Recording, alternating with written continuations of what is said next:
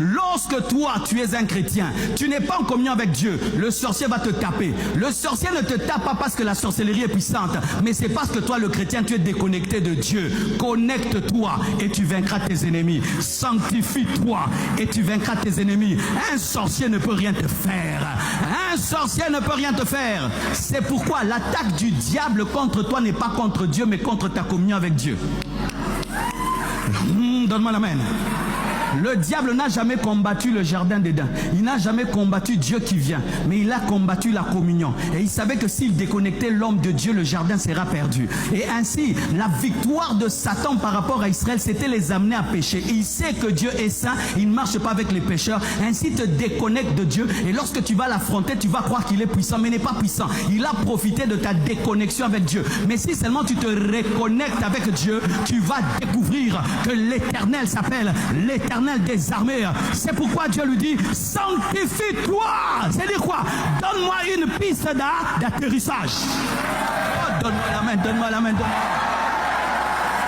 Voici un nouveau nom que tu dois donner à la sanctification, une piste d'atterrissage. Mais les rois marchent sur des tapis rouges parce qu'ils ont besoin du sang, mais lui marche sur un tapis blanc parce qu'il a besoin de sainteté. Le tapis de Dieu, c'est un tapis blanc, un tapis de sainteté. Dieu maintenant remarque que Aïe est en train de tabasser son peuple. Il dit, sanctifiez-vous.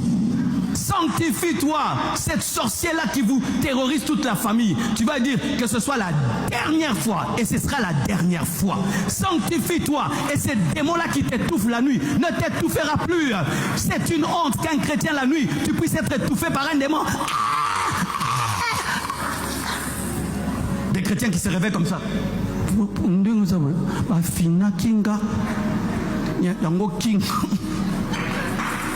Tu n'auras peur d'aucun démon. Aucun sorcier ne te touchera. Tu parleras, ils ne te feront rien. Ils verront ta bénédiction, ils ne la bloqueront pas. Ils connaîtront tes projets, tu les réaliseras. Ils sauront ce que tu vas faire et tu le feras. Jésus donnait ses projets même aux renards. Hérode allait dire à ces renards, je prêche aujourd'hui et demain. Il donnait son calendrier à son ennemi, mais il est ressuscité. Le diable lisait la Bible et il savait que Jésus-Christ devait ressusciter, mais il n'a rien fait par rapport à la résurrection.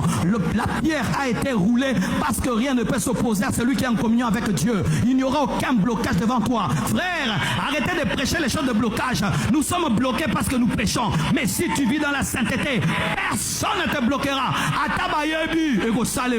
Même s'ils voient la grossesse d'un prophète, le prophète n'est-ce pas?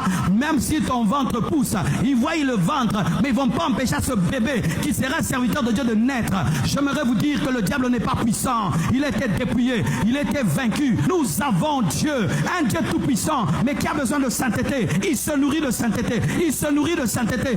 Donne le carburant à Dieu, le carburant de la sainteté. Il a dit, sanctifiez-vous. Sanctifiez-vous. Enlevez l'interdit.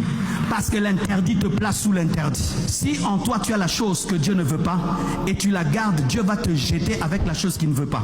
Quand tu te lis à quelque chose que Dieu ne veut pas, la chose que Dieu ne veut pas se mélange à toi, Dieu ne te voudra pas parce que tu t'es lié à la chose qu'il ne veut pas.